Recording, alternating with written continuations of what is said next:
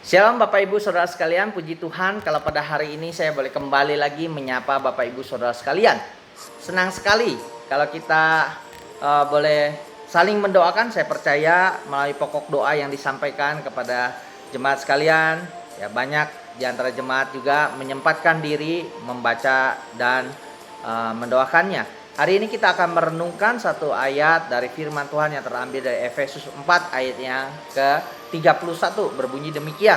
Segala kepahitan, kegeraman, kemarahan, pertikaian, dan fitnah hendaklah dibuang di antara kamu. Demikian pula segala kejahatan. Saudara, bagaimana kita bisa membuang di antara kita segala kepahitan? Nah, kita harus belajar mengampuni, saudara. Ya, ada banyak tokoh di dalam Alkitab yang memberikan contoh teladan yang baik mengenai hal ini. Ya, bahkan para martir di abad pertama pun demikian. Kita harus belajar mengampuni untuk dapat membuang segala kepahitan, kejahatan, dan fitnah di antara kita, saudara. Memang umumnya ada dua respon yang dilakukan manusia. Apapun agama, ras, budaya, dan bahasanya. Yaitu yang pertama, ketika hal-hal yang buruk terjadi pada diri dia, yang dialami oleh mereka, begitu ya, menyalahkan pihak lain.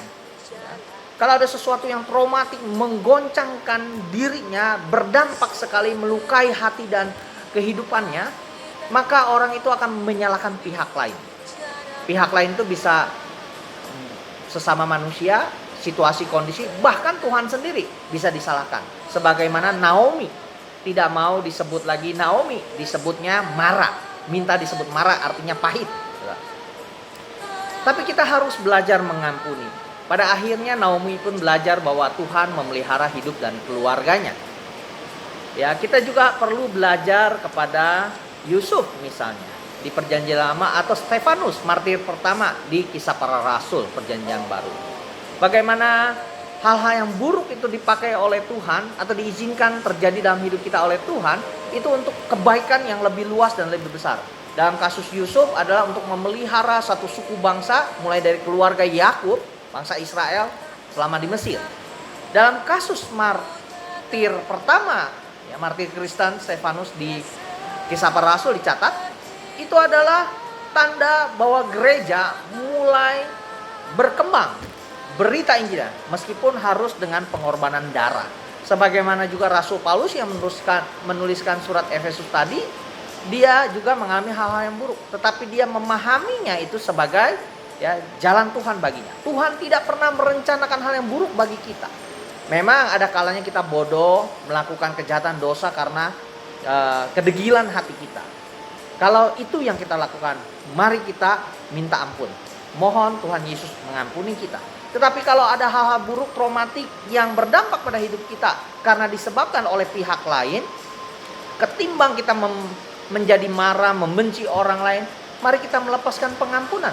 Sebagaimana Tuhan Yesus mendoakan orang-orang yang menyalibkan dia.